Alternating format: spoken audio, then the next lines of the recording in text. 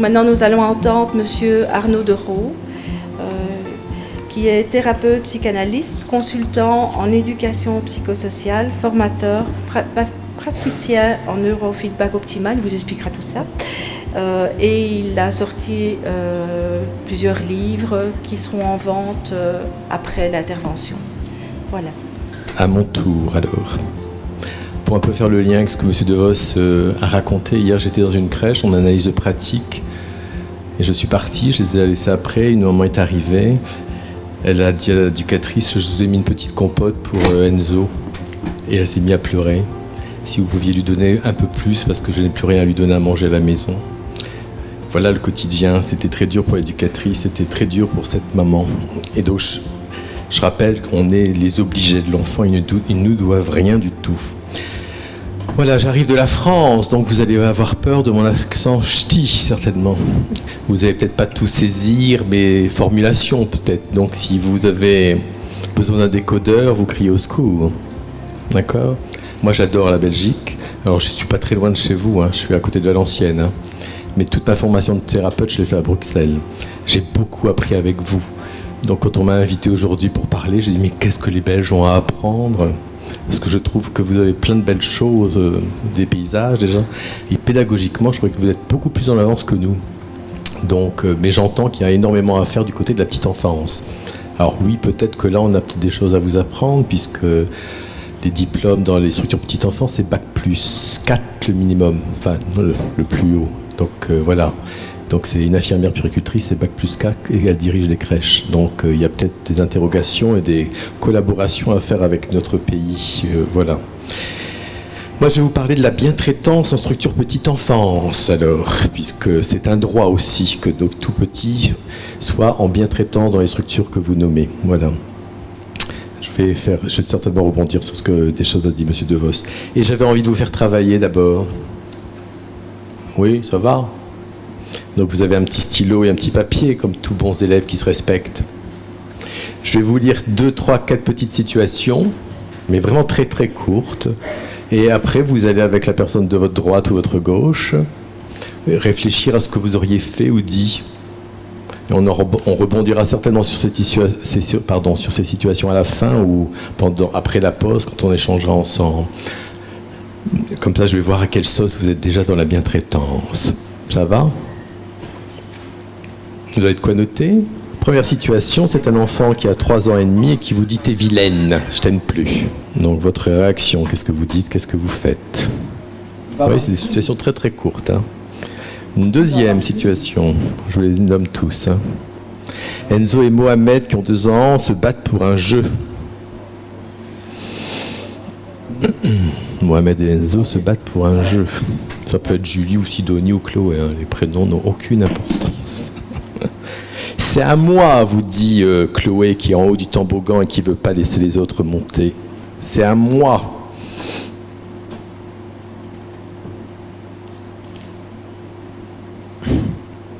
Ça va ? Une autre, avec une maman là ou un papa. Je vous laisse, il a été infernal ce matin, c'est une peste, il est toujours en train de faire des caprices.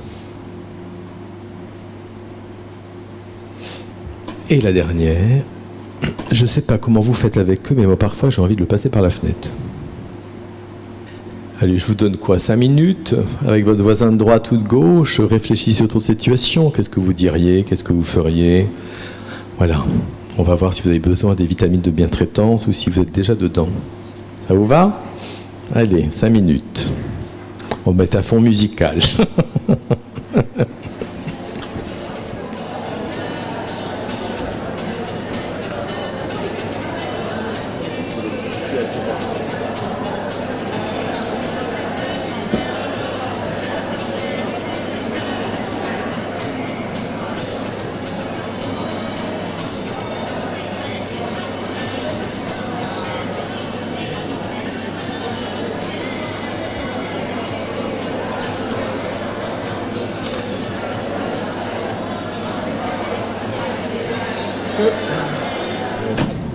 Je suis très content d'être d'être avec vous aujourd'hui. Je dis souvent que les rencontres nous construisent. On est construit de rencontres. Je suis le résultat de plusieurs rencontres qui ont été plus ou moins satisfaisantes, mais tout ça m'a construit. Donc j'espère que la rencontre que je vais avoir avec vous va être aussi pour vous épanouissante et elle va vous permettre de faire des choses. D'où l'importance de la rencontre qu'on offre aux enfants dans les structures petite enfance et que vous offrez aux parents, parce que ça va aussi leur permettre de s'épanouir, de grandir, et je dis aussi quelquefois d'ouvrir des portes de conscience ou de s'éveiller à d'autres choses. Donc l'enjeu est important d'offrir un accueil bien traitant à nos tout petits. Alors je parle de bientraitance depuis plusieurs années parce que je voyage un peu partout dans la France et je vois des choses un peu surprenantes dans nos structures petite enfance en France. Je parle de non-bientraitance et quelquefois même de violence. Donc je dis souvent que mes propos sont là et je vais vous dire des choses et j'espère ne pas être trop désagréable. Et pourtant, depuis que je fais cette conférence sur la bientraitance, j'entends des dents qui grincent dans la salle. C'est-à-dire que quand je parle de bientraitance, je vais vous parler de votre pratique certainement, donc je vais certainement éveiller des petites choses du quotidien et peut-être que ça va grincer. Alors mon projet n'est pourtant pas celui-là. Je veux aussi vous bien traiter, mais quand on ouvre des portes de conscience, on développe une conscience, ça fait un peu mal quelquefois. Sauf qu'il faudra vous responsabiliser et dès demain dire je vais peut-être regarder autrement les choses et l'accompagnement de ces enfants. Donc, si je suis désagréable, vous le dites. Hein. Ne restez pas avec des choses. Et surtout pas de culpabilité, parce que c'est ça quelquefois qui se réveille. Quand je parle de ça, souvent il y a « Ah, maman, ça je l'ai fait, ça je l'ai fait ». Et donc la culpabilité revient. Et je dis souvent la culpabilité, c'est quelque chose du passé qui vous empêche de grandir. Donc ne vous sentez pas coupable. Quand on ne sait pas, on ne sait pas. Par contre, maintenant, vous allez certainement éveiller des petites choses. Demain, vous savez. Là, vous pourrez vous sentir plus coupable si vous ne changez pas. Ça va ? Ah, ça tousse déjà, bébé. Donc on m'a présenté, vous voyez, j'ai une carte de visite assez large, mais j'ai travaillé sur le terrain. Moi, de ma formation de base, c'est éducateur de jeunes enfants, puisqu'en France, on a une spécialisation. C'est-à-dire qu'on fait un bac plus 3. Bac, c'est 18 ans. Vous savez, après, je ne sais pas comment vous appelez ça... terminale, enfin vous n'avez pas du tout le même classement, donc il y a une spécialisation petite enfance en France. Donc c'est ce qu'on appelait avant les jardinières de jeunes enfants. Voilà. Donc maintenant ce sont des éducateurs de jeunes enfants. J'ai travaillé quelques années en psychiatrie avec des enfants porteurs d'handicap, polyhandicapés. J'ai travaillé en foyer d'enfants, dans la protection de l'enfance, où là j'ai vu la pauvreté, comme peut avoir M. DeVos, des enfants placés qui étaient enlevés de leur famille pour X raisons. Et j'ai voulu après aller voir dehors, avant le placement. Donc je suis parti travailler dans la rue avec des enfants de la naissance jusqu'à 18 ans pour voir ce qui se passait, ce qu'on appelle les petits délinquants, leur manque d'amour certains. Voilà. Et j'ai travaillé là-dedans longtemps. Et maintenant, je suis encore pour quelques mois responsable d'un service petite enfance parce que, comme on vous a dit, je suis maintenant psychanalyste et thérapeute, donc j'ai aussi un cabinet, je fais du neurofeedback, je pourrais vous en parler tout à l'heure, c'est quelque chose de très intéressant pour les enfants en difficulté, d'attention, d'hyperactivité, enfin tous les problèmes. Et j'ajouterais aussi, je suis comédien. C'est-à-dire que vous allez pouvoir aller voir sur YouTube, et si vous tapez Association Imagine, et que vous tapez entre autres des creux et des bosses, prince et crapaud, question de point de vue, vous allez voir des professionnels petite enfance qui sont sur scène depuis 10 ans et qui créent des spectacles sur la parentalité, sur l'éducation. Ce sont des spectacles qu'on joue et qui sont suivis par un débat. Et donc allez voir ce que font des professionnels de petite enfance sur scène, ça vaut le coup d'aller regarder. Voilà pour ma carte de visite, et j'ai aussi... élevé 2 grands enfants, enfin ils n'étaient pas grands quand je les ai eus, hein. Mais maintenant ils sont très grands, voilà. Et ils ont aussi baigné eux dans la bientraitance. Et c'est maintenant quand ils ont 26 et 23 ans qu'on voit ce que ça fait d'élever, d'éduquer et de dresser, mais dans le bon sens du terme, des enfants dans la bientraitance. Mais quel boulot, je vous allez voir. Je pourrais commencer mon développement par la phrase de Maria Montessori. Vous voyez qui, Maria Montessori ? Bien sûr. Maria Montessori disait, alors je le mets à ma sauce, hein, elle disait si on élevait le monde des enfants différemment, le monde changerait. Et c'est tellement vrai. Si on crée une autre relation à l'enfant, le monde changerait. Vraiment. Monsieur DeVos parlait de choses et d'autres. Je vais certainement le redire dans mon développement, mais j'ai envie de le dire tout de suite. Quand un enfant arrive au monde, il a toutes les belles valeurs humaines. Toutes. C'est-à-dire qu'il est dans la paix, il est dans l'amour, dans la coopération, dans l'altruisme. On abîme ça au bout de 6 mois. ces compétences humaines qu'on souhaite tous vivre dans le quotidien en tant qu'adultes, les enfants l'ont quand ils arrivent sur Terre. Ce sont tous des anges. Au bout de 6 mois, les expériences qui ont été faites, entre autres avec ce qu'on appelle la psychologie de l'esprit maintenant, démontrent combien ces compétences de coopération, d'altruisme, sont abîmées quasiment et commencent à être abîmées au bout de 6 mois, voire 1 an. Dramatique, hein. C'est-à-dire qu'il y a urgence d'offrir des structures petite enfance. Bien sûr qu'il y a urgence de créer des structures petite enfance, mais il y a surtout urgence de former les accompagnements à une démarche bien traitante. Et ce n'est pas parce que vous avez fait des formations que quelquefois vous êtes bien traitante. Astérix, désagréable. Donc plus le petit enfant, plus sa famille sont accompagnés en bientraitance, plus vous mettez des chances du côté de l'enfant et de la famille pour qu'il grandisse en authenticité de soi. C'est vraiment important. Être bien traité, être dans un milieu bien traitant, c'est un besoin fondamental, ce n'est pas un luxe. Ce n'est pas un luxe. Plus vous allez offrir une relation bien traitante aux parents, plus vous allez les aider aussi à grandir et à se réparer.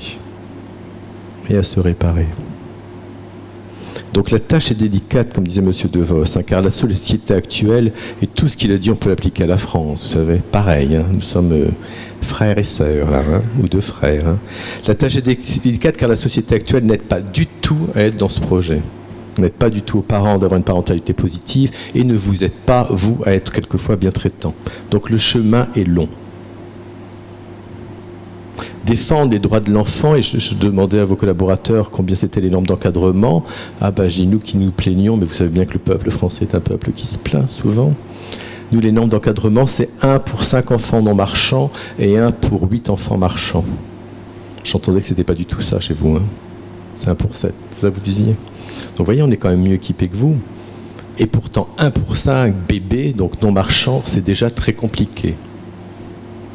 Puisque je dis souvent en boutade, vous connaissez nos amis les bonobos? Vous voyez les bonobos? Les bonobos, quand ils sont orphelins de père et de mère, puisqu'on casse leur forêt, on détruit leur forêt, ils sont élevés par des humains, c'est un adulte pour 2 bonobos. Il vaut mieux d'être bonobo qu'enfant en Europe. Ou alors il faut appeler votre crèche les bonobos. Peut-être que vous aurez des moyens. Donc vous voyez, défendre les droits de l'enfant, bien sûr, mais ça commence dès la crèche et ça commence dès la formation du personnel. Donc oui, la tâche est délicate. Le chemin va être fait par de creux et des bosses. Vous voyez, c'est pas toujours facile. Je dis qu'avant tout, pour être dans un projet bien traitant, il y a un préalable, c'est être bien traitant pour vous-même. Être bien traitant pour vous-même, c'est-à-dire vous devez être dans un enthousiasme et dans une énergie positive tout le temps. On se doit d'être enthousiaste dans nos métiers. Alors je n'ai pas la recette. Hein. C'est un travail de tous les jours, d'être dans la joie, dans le bonheur et dans l'enthousiasme. Mais plus on offre des adultes enthousiastes, plus nos enfants vont bien. Plus on offre des adultes qui sont dans la joie, plus nos enfants vont bien. Et c'est pas toujours facile dans les conditions dans lesquelles on vit, mais on pourra y revenir.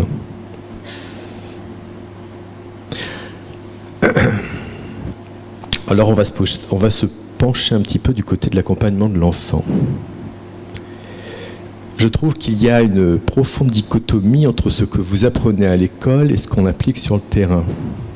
C'est-à-dire que moi qui voyage un peu partout dans les crèches, je suis toujours très surpris de voir l'application de la théorie. C'est un peu surprenant. Il y a une grande différence entre ce que vous savez, ce qu'on vous dit à l'école, et comment vous l'appliquez. Je pourrais donner un exemple tout de suite. Comme ça va vous titiller tout de suite. Attention, il y aura peut-être une astérix. C'est quand même surprenant que nos enfants dans les crèches soient nourris sur des chaises hautes et sur des relax. Ils devraient être tous nourris sur vos genoux tant qu'ils ne sont pas capables d'être assis à table. Ça va ou c'est désagréable? Et ça, c'est pas moi qui le dis, c'est la théorie. Hein. C'est-à-dire que si vous penchez sur la théorie de Bowlby, sur la théorie de l'attachement, et si vous l'appliquez correctement, les enfants sont nourris sur vos genoux. Et si maintenant vous allez regarder du côté des neurosciences affectives, les neurosciences affectives vont vous dire combien c'est important d'avoir un enfant dans ses bras pour lui donner à manger. C'est ça appliquer la théorie, c'est ça être bien traitant. Alors je vous dirai aussi pourquoi on n'applique pas totalement notre théorie. Être bien traitant, c'est mettre en mots, en acte, tout ce qu'on sait sur la relation et sur le développement psychique du tout petit, et de la relation. C'est pas que ça, mais c'est déjà important. Ça va ? Je serais très surpris de savoir ce que vous avez répondu à cette petite fille qui est en haut d'un toboggan et qui vous dit « c'est à moi ». Si vous dites « non, non, non, non, c'est le toboggan de la garderie, c'est à tout le monde », vous avez tout faux. Hein. Troisième astérix, c'est ça ? C'est ça, appliquer la théorie. C'est-à-dire que vous avez appris normalement à l'école ou dans des livres que l'enfant est égocentrique. Quand un enfant a quelque chose dans la main, c'est à lui. Et c'est à moi. Et quand il a face à lui un professionnel qui dit non, non, non, non, c'est à tout le monde, vous n'êtes pas dans une écoute empathique, vous n'êtes pas dans une écoute bien traitante pour cet enfant. Vous n'êtes pas violente, vous êtes non bien traitant. Ça va ? Alors quand on a un coup de stress, on boit, donc si vous pouvez boire aussi. Donc les connaissances ont évolué. Les choses que moi j'avais appris dans les années 80 en tant que JE, je vous assure que ça a beaucoup changé. On a beaucoup de découvertes. Et moi je m'intéresse beaucoup à la médecine quantique, à la physique quantique et aux neurosciences. On découvre des choses très passionnantes, même pour le boulot en tant qu'éducateur. Alors allez regarder de ce côté-là. Hein. Et pourtant, vraiment, je constate un nombre de situations dans les crèches et dans les structures petite enfance où on n'applique pas du tout les connaissances sur l'enfant. C'est du n'importe quoi, quelquefois. Il y a vraiment un manque de respect du tout petit. Et là, on est au cœur de la bientraitance. C'est-à-dire que bien traiter un enfant, c'est le respecter.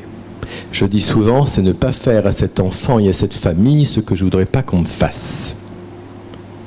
J'ai encore vu cette année, en début d'année, une auxiliaire, ce qu'on appelle des auxiliaires chez nous, allongée sur un enfant et lui dire « maintenant tu dors et tu ne bouges plus ». Et j'étais là. Et lui dire « tu peux pleurer, tu n'auras quand même pas ta tétine.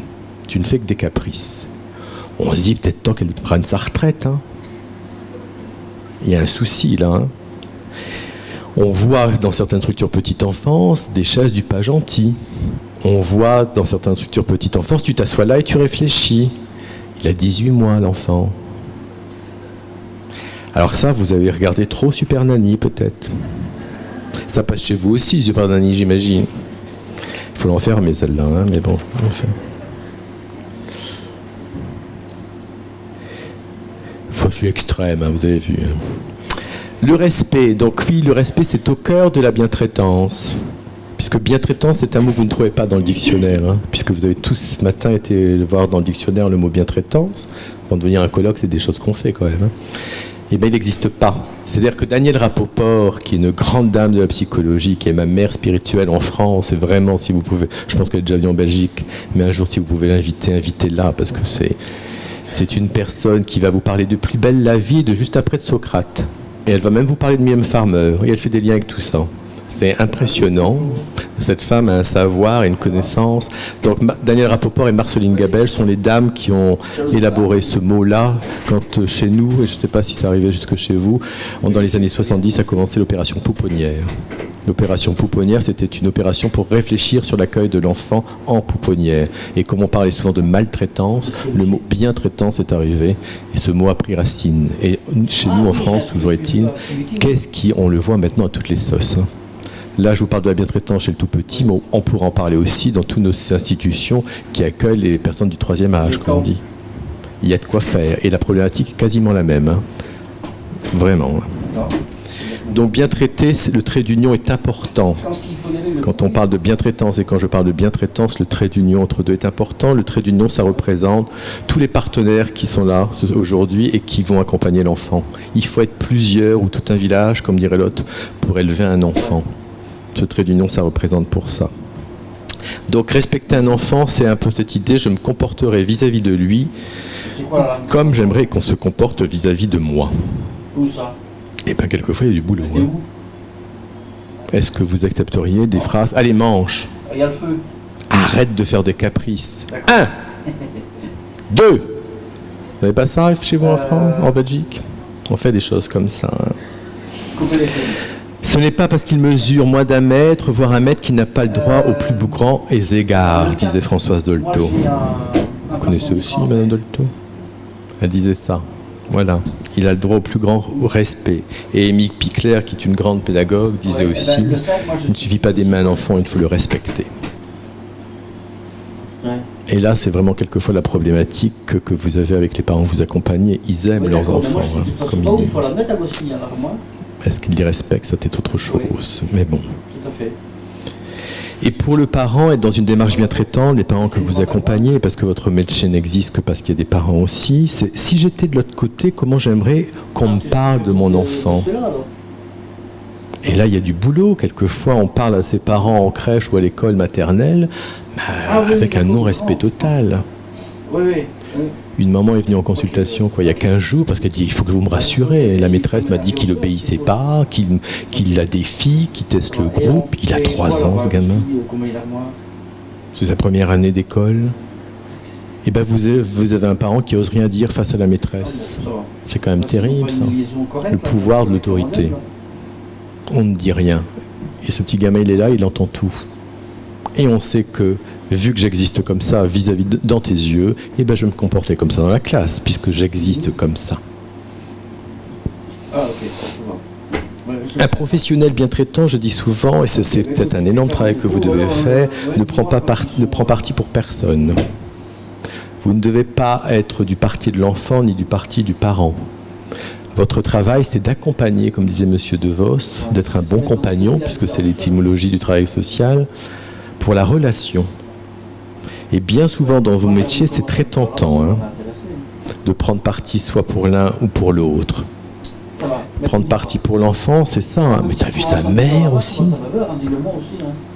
Voilà. Et prendre parti du parent, ça serait plutôt l'inverse. Oui, mais t'as vu leur gamin aussi, comme il est chiant? Ouais, tout à fait. Voilà, ça c'est prendre parti. Et là, on n'est pas bien traitant. Donc être bien traitant, c'est prendre parti pour personne. Accepter ce qui se passe. Cet enfant a cette famille-là et il devait bien avoir cette famille-là et il va devoir se construire avec cette famille-là. Et c'est quelquefois compliqué. Et qu'est-ce que c'est rassurant. Moi, je vois beaucoup de parents quelquefois pleurer, dire mais c'est l'enfant que vous deviez avoir, madame. Ben, rien que cette phrase, alors je ne sais pas si je la formule toujours comme ça quelquefois en cabinet, mais il y a des parents qui pleurent. Rien que cette phrase-là. De dire, bah oui, c'est cet enfant-là que vous devez avoir, il y a quelque chose à apprendre de cette relation. C'est peut-être compliqué, mais voilà. Ça va? Quand je dis respecter, entendez aussi que ça ne veut pas dire être d'accord et valider et ne rien dire dans la relation parentale. Donc ils l'ont branché. Quand j'étais dans la protection de l'enfant et qu'une petite fille de 6 ans était arrivée au foyer bleu de la tête aux pieds, parce qu'elle avait été tabassée par son père, et que le samedi ce monsieur arrive en disant « je n'ai rien fait, monsieur Dereau, je n'ai rien fait », j'ai écouté. Je sais, maintenant je vous écoute. Il ne faut pas non plus nous prendre pour des comptes en travail social. Donc vous voyez, c'est pas tout accepté. Et c'est surtout pas quelquefois dans cette formulation qu'on entend si vous avez fait des stages en communication. Oui, je comprends. Je comprends que c'est difficile. Ce mot « comprend », alors je ne sais pas si vous l'avez hérité en Belgique, mais alors quand je reçois des stagiaires et qui me disent « oui, je comprends, vous êtes énervé ». Non. Quand on est dans l'empathie, on n'est pas dans le « je comprends » ou « j'entends ». On confirme tout de suite l'émotion de la personne. Parce que dire « je comprends », c'est quasiment valider quelquefois un comportement qui n'est pas du tout adéquat pour le gamin. Ça va? C'est une astérix encore, ça? Mais j'y reviendrai certainement, on y reviendra. Les équipes que vous êtes, vous reproduisez des attitudes et des schémas éducatifs archaïques à votre propre insu, dans le but d'aider les enfants. Il y a toujours une idée, quand on est non bien traitant, c'est de bien élever et de bien éduquer les enfants. C'est dans votre ADN.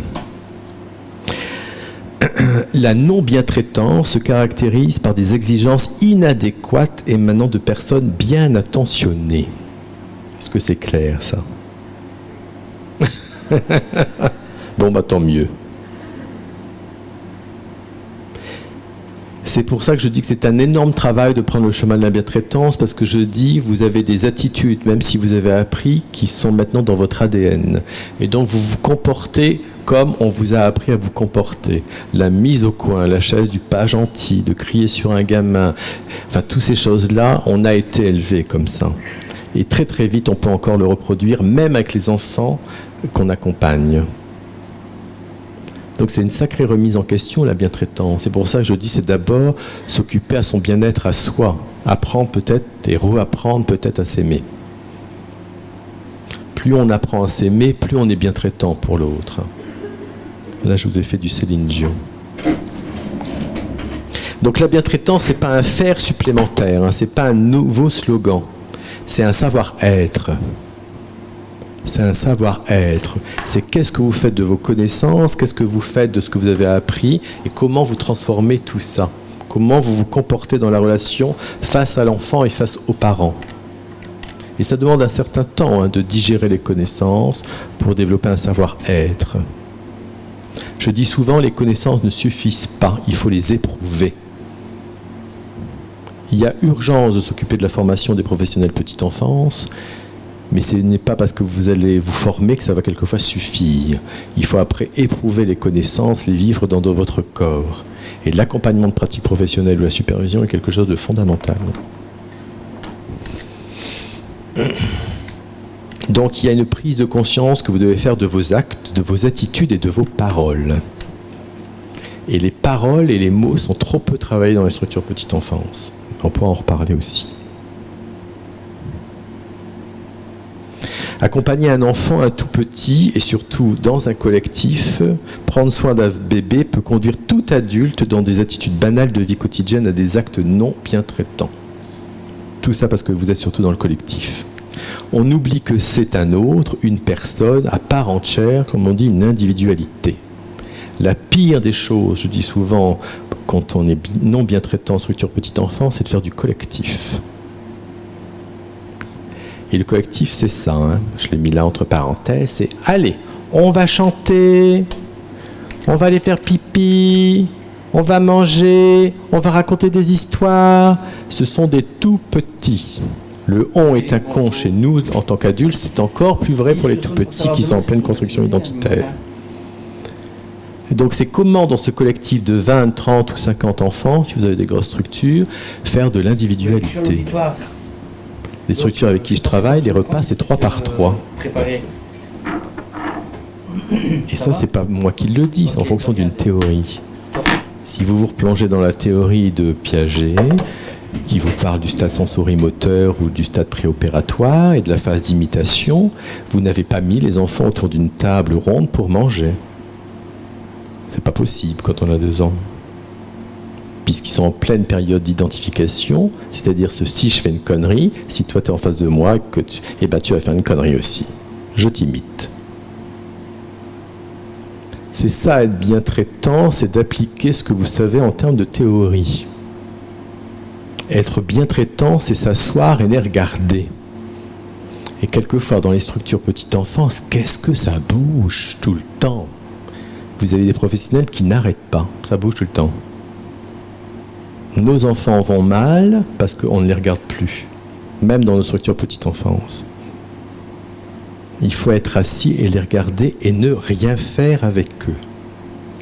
Ça, on va peut-être s'y arrêter sur les activités. Je ne sais pas si vous avez le défaut de nos crèches ou de nos halles d'accueil comme en France, mais vous avez des crèches qui se transforment en école maternelle. C'est dangereux. C'est dangereux. Vous n'avez rien à organiser avec les enfants, vous avez à organiser l'espace, mais à rien proposer. Je parle des tout petits, là. Ça va ou c'est encore une astérix, ça? Donc, pour être bien traitant, il est nécessaire, dans vos lieux d'accueil, ça a été dit tout à l'heure, je le redis, de vous arrêter pour penser votre pratique. On ne peut pas penser, P-A-N, si on ne pense pas, P-E-N, sa pratique. Penser dans le sens de soin, P-A-N, et penser, bien sûr, dans l'idée de mentaliser les choses. Et je trouve que quelquefois, les professionnels de la petite enfance, ils pensent peu. Hein. Ils sont dans l'agir et dans le faire, et c'est très dangereux. Il faut régulièrement, et ça a été dit, vous poser et réfléchir sur ce que vous faites. Tout peut être réfléchi dans une structure petite enfance. Et plus vous allez réfléchir à tout l'environnement, à toute la relation que vous leur offrez, plus ces enfants vont s'épanouir. Souvent, il est bien malheureux que les attitudes non bientraitantes commencent dès les premiers jours de vie d'un enfant. Parce que quelquefois, on ne répond même pas à son besoin de sécurité quand il est tout petit, puisque quelquefois, on entend « prends le pas trop dans les bras, t'en feras un capricieux ».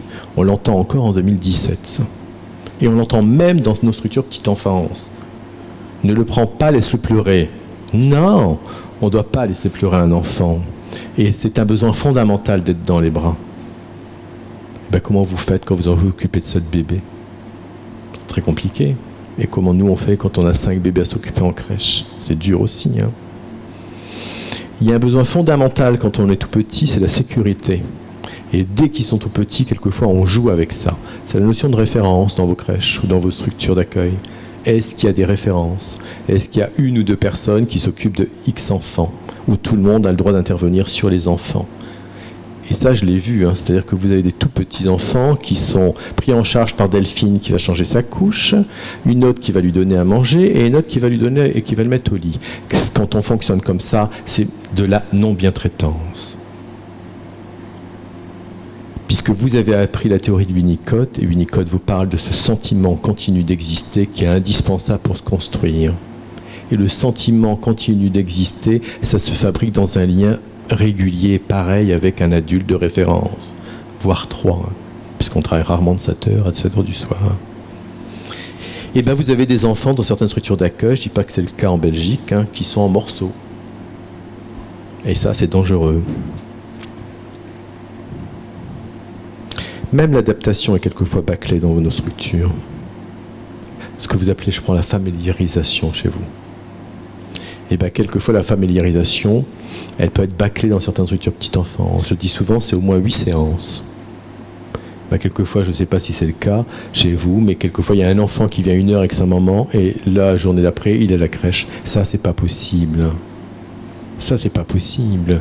Déjà, c'est inhumain, comme disait M. De Vos, de mettre un bébé de 3 mois en crèche. D'accord, vous êtes des terroristes. Hein. Comment vous accompagnez ce bébé pour que ça se passe bien? Et donc là, l'adaptation est importante à travailler. C'est au moins 8 séances. L'adaptation, je la compare toujours comme... Imaginez l'adaptation, vous venez de rencontrer votre compagnon ou votre compagne. D'accord? Ça a l'air d'être sérieux. Et votre compagnon ou compagne dit, je vais te présenter mes parents. Et donc vous partez chez vos X futurs beaux-parents, il arrive devant la porte, il vous jette dans l'appartement, il s'en va. T'es où? Eh bien, un bébé de 3 mois, il vit ça.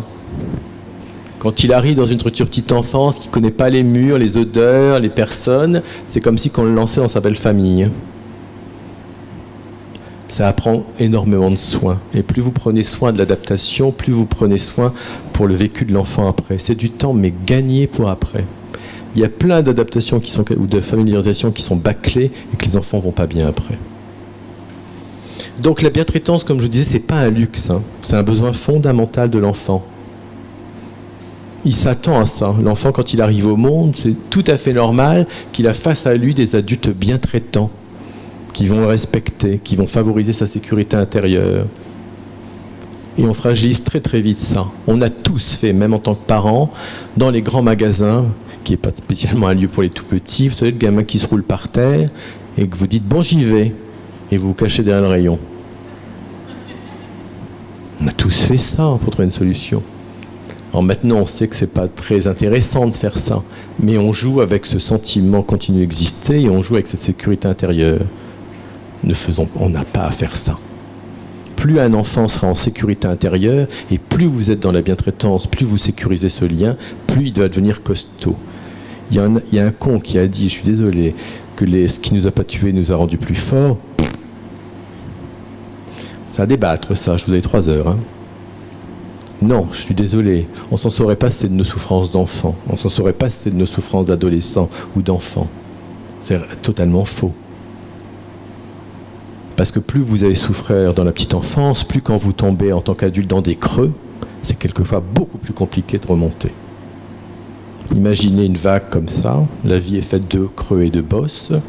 Quand vous tombez dans un creux pour X raisons, si vous avez un sentiment de sécurité intérieure, vous remontez assez vite. Si vous avez un attachement insécure ambivalent, quand vous tombez dans le creux, c'est beaucoup plus long de remonter. Hein. Et c'est ce qu'on appelle chez nous le trou de la sécurité sociale. Puisque c'est là qu'on va chercher du tranxène, des anxiolytiques. Vous voyez ? Donc oui, c'est fondamental que nos élus comprennent toute l'importance de l'accompagnement de l'enfant et de son parent.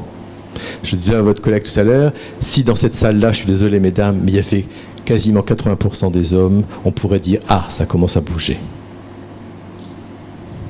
C'est triste, hein, mais c'est comme ça.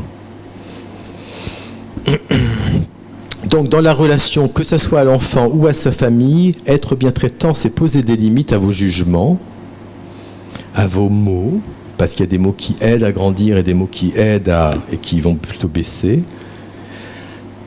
C'est poser des limites à vos envies de maîtriser et auprès de l'enfant à le faire obéir.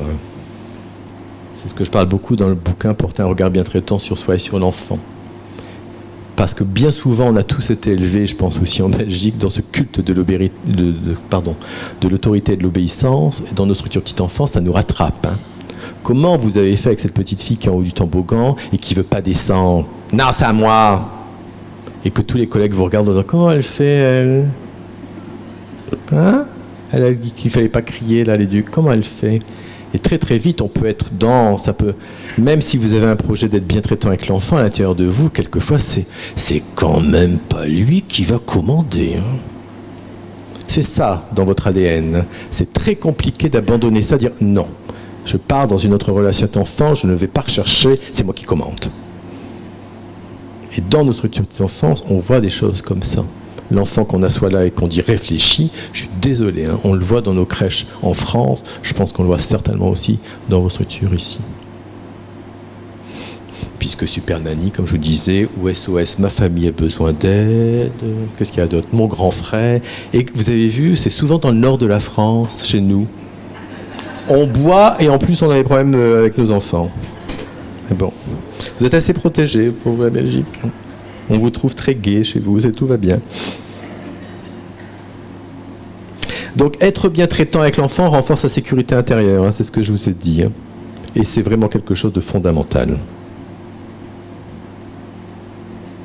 Je dis souvent en boutade, ça va vous parler, vous irez approfondir ça. La relation de sécurité que vous avez établie avec papa et maman pendant votre première année va fortement influencer votre relation amoureuse. Vous comprenez pourquoi c'est compliqué ? Bon. J'aime dire que bien traiter un enfant, un adulte, c'est inviter l'humanité à s'exprimer.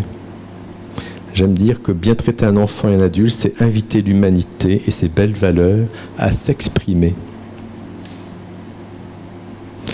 Je dis aussi qu'un enfant qui respectera vraiment est un enfant qui respectera. Et ça, on le dit trop peu.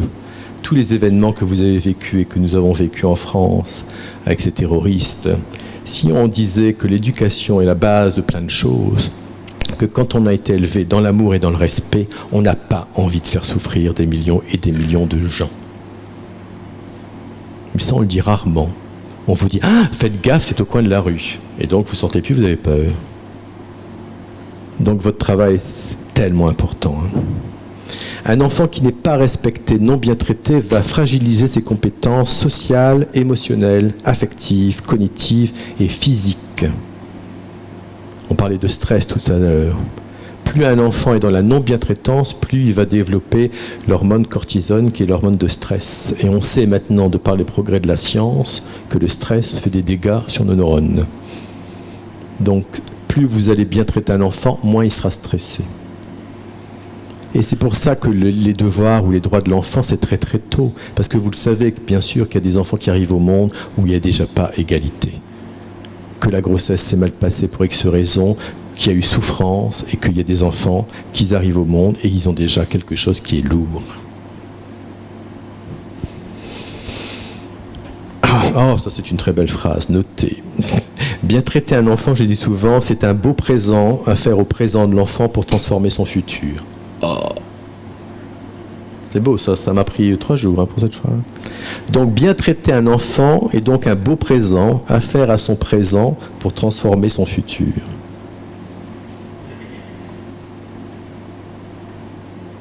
Et je vous dis que le travail dans nos structures reste à faire, parce que quand je voyage, moi je vois encore de l'humiliation faite à enfants, de la soumission, le chantage, le récompense, les punitions et les cris.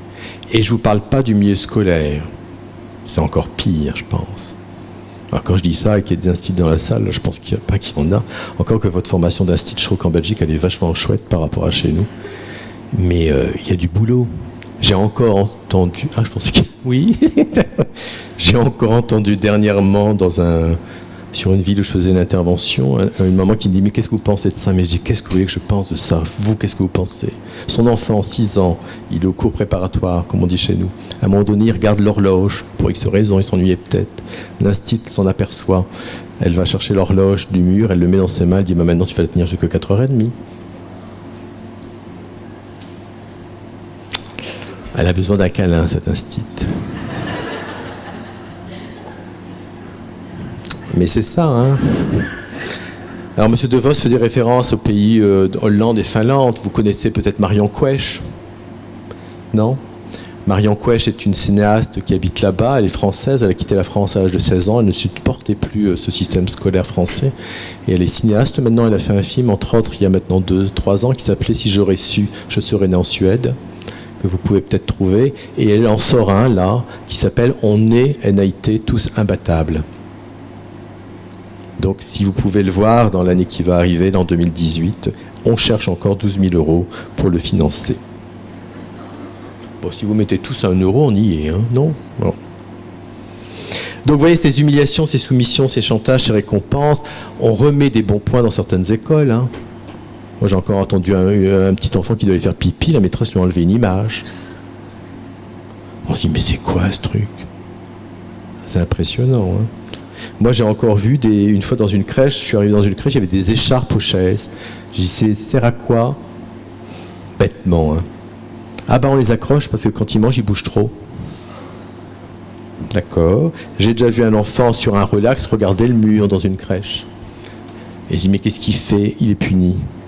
Alors, dans un relax, il devait avoir 5-6 mois. Il est puni. Alors j'ai dit, vous pouvez expliquer. Ah oui, il est toujours en train de geindre. Donc cet enfant devait faire ce que font tous les enfants de 5-6 mois. Oh, je veux plus te voir. Allez, bing. On se dit, c'est grave, hein. Et donc c'est pourtant des gens formés, hein. C'est pourtant des gens formés. Sauf que si on travaille pas sur l'accompagnement de pratique, ce que j'appelle le service après-vente, voilà ce qui peut arriver au bout de quelques exercices. Hein. Et j'ai même vu un collant sur la bouche, hein. En crèche. Hein. Et vous voyez, on ne prend même pas de gants. Hein. C'est-à-dire, je suis là, je prends des notes, j'observe, et les gens continuent à faire comme ils font tous les jours. Alors, quelques structures sont quelquefois vigilants, mais il y en a, ils ne sont pas du tout vigilants. Hein. Donc, je disais, je vous le redis, changer, transformer sa relation à l'enfant pour qu'elle soit bien traitante, transformer sa relation en famille, demande un sacré effort et un sacré travail. C'est pas si facile que ça, hein, de prendre ce chemin-là. Je sais bien sûr qu'il y a des enfants qui ont des comportements qui vous troublent, et pas des troubles de comportement, des comportements qui vous troublent. Être bien traitant, justement, c'est s'arrêter, c'est regarder, c'est analyser, c'est observer et transformer son lien à cet enfant. Plutôt que dire il est infernal, il est agressif, il ne tient pas en place. Ces phrases-là, c'est non être bien traitant, c'est se déresponsabiliser et d'attendre qu'il change. Je trouve que pour intégrer la bientraitance dans les structures petite enfance, il y a un énorme travail à faire autour de ce qu'on appelle le projet pédagogique. C'est comme ça que vous appelez ça aussi, ce document. Alors ça ne suffit pas de l'écrire, mais c'est quand même un projet. Quel est le projet d'accompagnement de l'enfant et de sa famille dans notre structure ? Les vrais projets dans les structures petite enfance, je suis désolé, je ne dis pas que c'est le cas, mais en France, j'ai vu ça, ce ne sont pas des projets comme travailler sur les couleurs, les animaux de la ferme ou les pays d'Europe. On s'en fout de ça en crèche, c'est pas ça un projet. Les pays d'Europe en crèche. L'auxiliaire, quand je suis arrivé dans cette crèche où elle était en train de dessiner l'Italie pour l'accrocher sur la porte des grands, tout en écrivant Benvenuto, elle dit, vous pouvez pas me dire à la directrice que j'en ai marre, que j'ai autre chose à faire. Les couleurs, les pays d'Europe, ils connaissent même pas aujourd'hui et demain. C'est quoi cette idée ?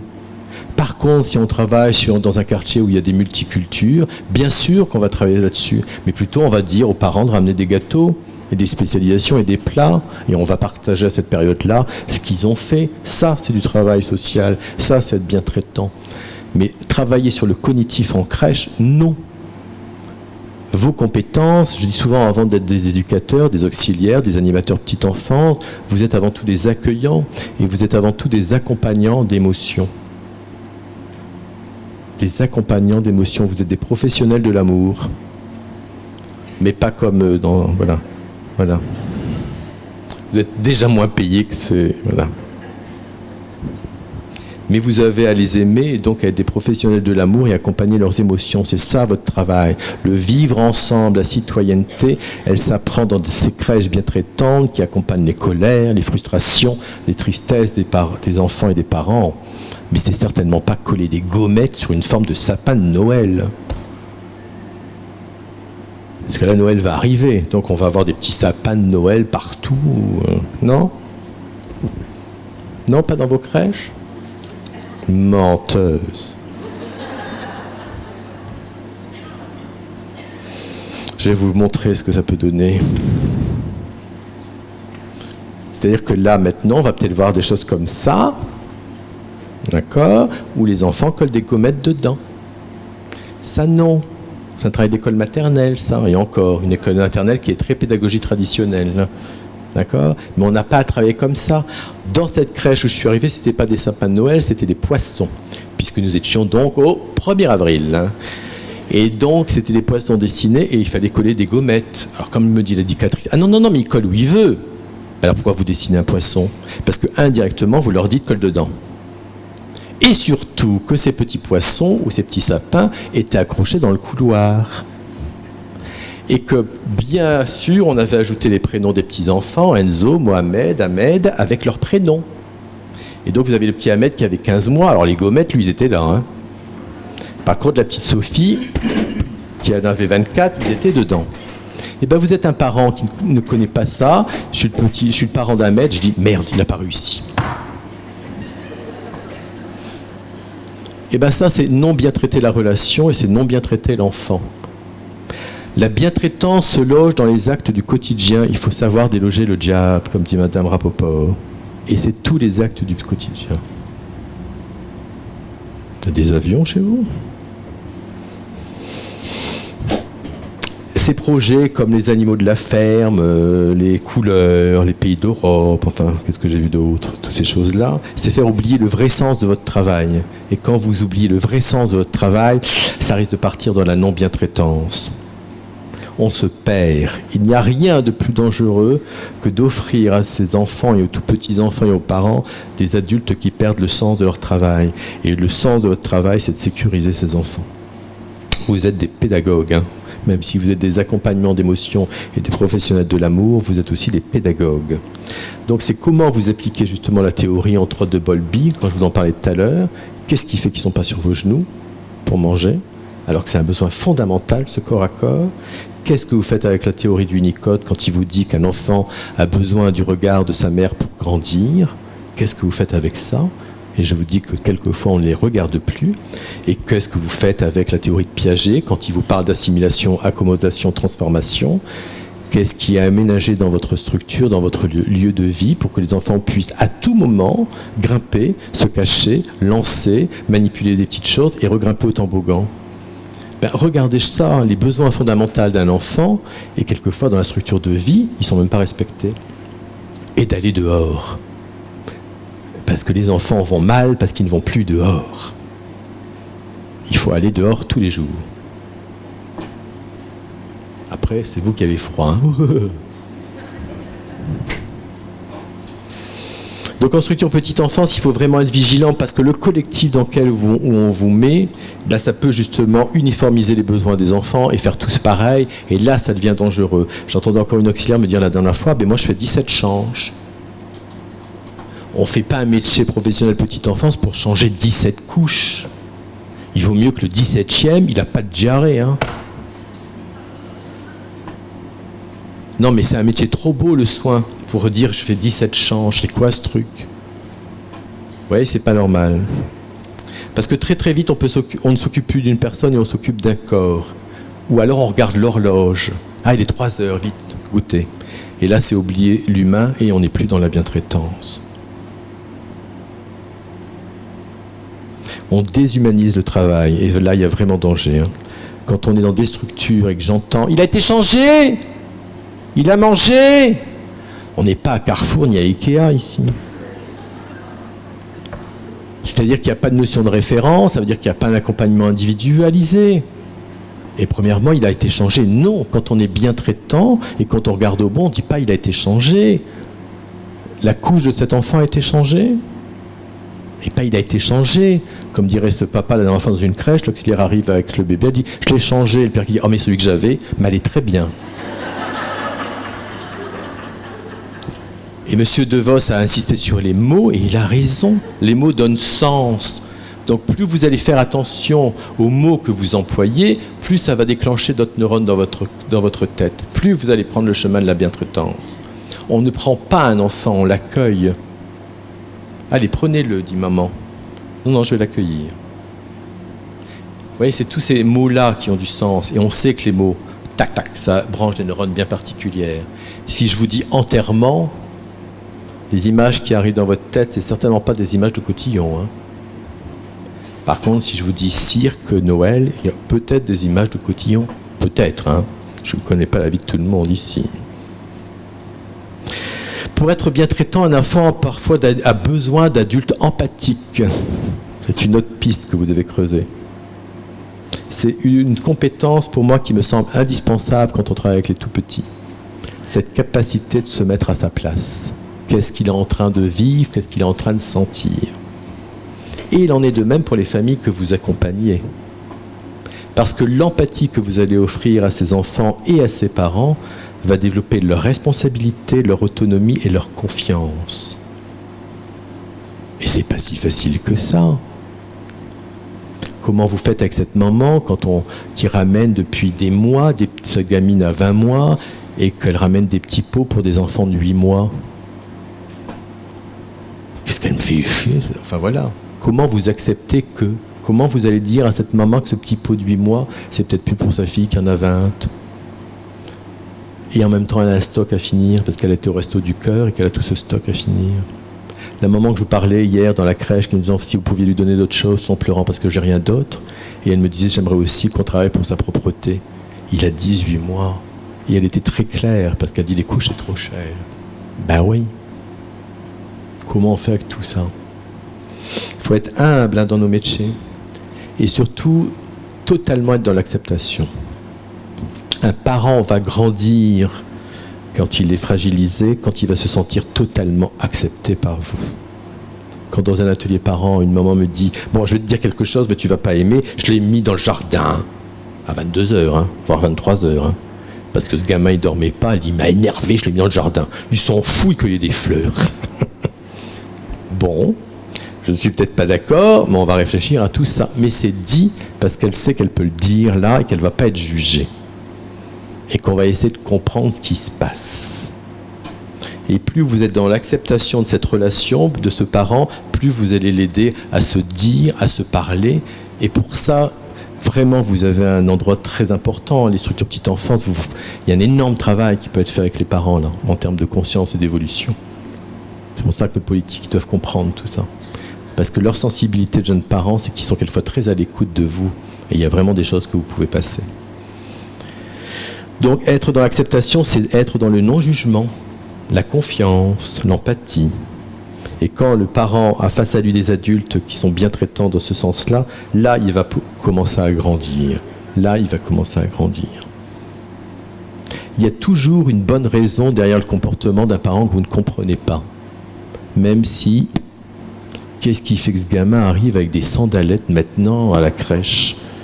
Il pleut, il n'a même pas de chaussettes, il arrive avec des sandalettes. Comment vous accompagnez cette maman qui arrive une fois à la crèche, des histoires vraies et tout ça, qui a déjà 5 enfants?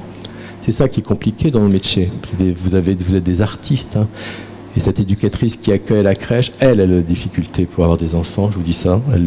Parce que cette dame qui est en face d'elle, elle en a 5. Les 4 sont placés.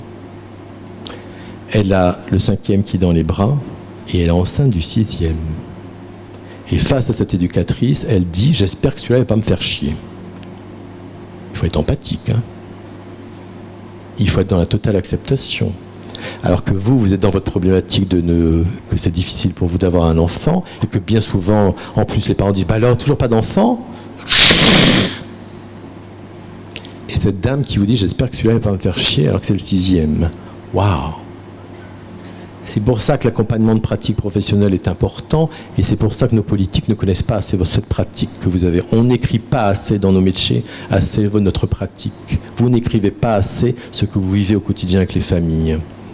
Vous pourriez imaginer de dire on va rédiger toutes les situations qu'on rencontre. Parce que ça peut peut-être parler à des politiques et dire ah ouais, quand même. Ah ouais. Donc, vous voyez, c'est pas facile d'être dans l'acceptation totale. C'est comme dans ce lieu d'accueil. Une fois, une maman est dans le lieu d'accueil, il y a les accueillants qui sont là, et je pense que l'accueillant, il sature, il ne peut plus, il est plus empathique, et cette maman envoie une claque à son gamin, et l'accueillant dit « Maman, qu'est-ce que vous êtes violente ?» Un truc dans ce genre. Il se lâche, elle prend son gamin, elle sort du lieu d'accueil. Elle a mis 3 semaines avant de revenir. Elle a poussé la porte du lieu d'accueil, en poussant la porte, elle dit « Il n'est pas là, l'hôte !»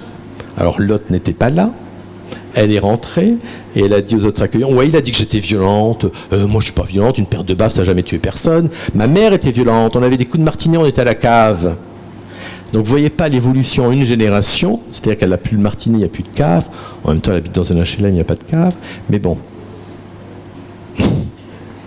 Et d'un seul coup avec notre cas de référence, on dit « Vous êtes violente ». Vous voyez, c'est compliqué, hein. Donc c'est comment vous êtes accompagné dans votre pratique, et pourtant les accueillants des lieux d'accueil par enfants sont accompagnés souvent dans leur pratique.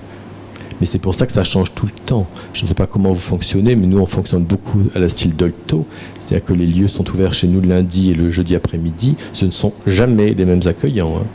Lundi c'est un tel et un tel, jeudi c'est 2 autres personnes, le lundi d'après c'est encore d'autres personnes, c'est jamais les mêmes. Parce que accueillir la pauvreté ou la détresse humaine, il faut aussi souffler quelquefois. Si vous faites que de l'accueil tous les jours, à un moment donné, c'est dur. Hein. Buvez de l'eau, ça va passer.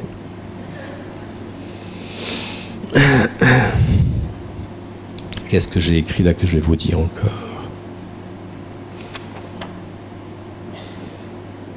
Plus vous allez dans l'acceptation de ce parent, plus vous allez aider à transformer sa souffrance, sa douleur. Vous allez l'aider à construire, à reconstruire quelque chose de beaucoup plus serein avec son gamin. Être bien traitant vis-à-vis d'un parent, c'est peut-être lui permettre de... Qu'est-ce que j'ai écrit là ? Ah oui, de toucher son enfant intérieur pour être disponible à son enfant présent. Les parents que vous avez, qui ont quelquefois des attitudes peut-être, que vous dites ouïe, c'est des enfants qui souffrent à l'intérieur d'eux. Hein. Donc plus vous allez être dans une écoute et dans une acceptation bien traitant, plus vous allez ouvrir ce canal-là. Écoutez leur enfant intérieur. Moi je me rappelle une fois une maman face à un enfant de 10 ans qui lui crie « Viens ici ma merde !» J'étais entre les deux, il y avait l'enfant de 10 ans qui était là, cette maman qui était là à son appartement. Et j'ai dit, vous parlez à qui ? Je savais ce que je faisais. Hein. À ma fille. Et j'ai simplement dit, ah oui, à votre fille. Voilà. C'était une façon de d'un seul coup allumer quelque chose. Et le lendemain, j'étais la revoir. Elle me dit, mais qu'est-ce qu'elle est collante. Moi, je n'avais pas ça quand j'étais petite. On n'a pas besoin de câlin pour grandir. Et elle ne veut que ça. Donc, vous voyez, c'est comment on accompagne cette douleur. Hein. Être bien traitant, ça ne veut pas dire non plus qu'il n'est pas possible d'interroger quelquefois les parents ou de confronter les parents sur leur incohérence. Hein, et quelquefois, parfois dire nos étonnements. Avec bien traitance. Comment je vais lui dire à ce parent que je suis un peu surpris, étonné par rapport à cette attitude. Donc ça demande plein de finesse. Hein. Donc ça doit se faire avec beaucoup d'amour et de respect.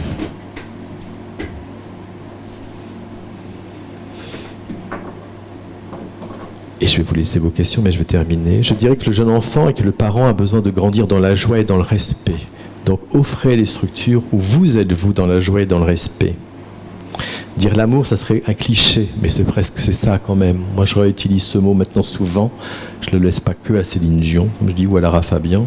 Mais oui, vous devez offrir des structures où il y a de l'amour. Vraiment, aimez-les. Les équipes doivent être des adultes au clair avec eux-mêmes, avec leur histoire de vie, avec leur histoire éducative. D'où l'importance de l'analyse de pratique ou de la supervision dans les structures petite enfance. Et l'importance peut-être de dire, je vais peut-être aller prendre soin de moi chez un thérapeute quand je sens que j'ai une relation vraiment trop compliquée avec un gamin qui est assez répétitif et que je ne m'en sors pas. C'est peut-être quelque chose à traiter ailleurs, dans d'autres instances. Faites-le. Si l'enfant et la famille vivent une relation non bien traitante, on fragilise l'élan de vie. Vraiment. Et c'est dramatique pour la vie psychique et pour le futur de l'enfant. Accompagner le jeune enfant et sa famille en bien traitante, c'est un vrai travail d'artiste. Et vous êtes des artistes. C'est pour ça que vous êtes sous-payés. Prendre soin d'un jeune enfant et de l'enfant et de sa famille, c'est également vous bien traiter. Et ce que je vous disais tout à l'heure, et peut-être vous réparer aussi. Vous avez tous entendu, il n'y a pas un hasard de travailler dans la petite enfance. Bah oui, alors, pas grave. Sauf que c'est peut-être intéressant d'aller voir qu'est-ce que je répare, là. Pourquoi j'ai investi et je travaille dans la petite enfance? Qu'est-ce qui se rejoue pour moi? Est-ce que j'ai envie de faire mieux de papa et maman? Qu'est-ce que je répare? Donc c'est peut-être aussi quelquefois intéressant. Je dis que la relation à l'enfant aussi relève de l'extraordinaire, pour ne pas dire du divin. Ça serait peut-être malvenu dans certains milieux. Ce sont des êtres extraordinaires et vous êtes des ex-enfants. Donc vous êtes des êtres extraordinaires aussi. Donc n'oubliez surtout pas ça, que vous êtes des êtres extraordinaires pour offrir à cet enfant que vous avez face à vous, à ses parents, une relation extraordinaire et le monde ne s'en portera que mieux. Voilà, j'ai fini.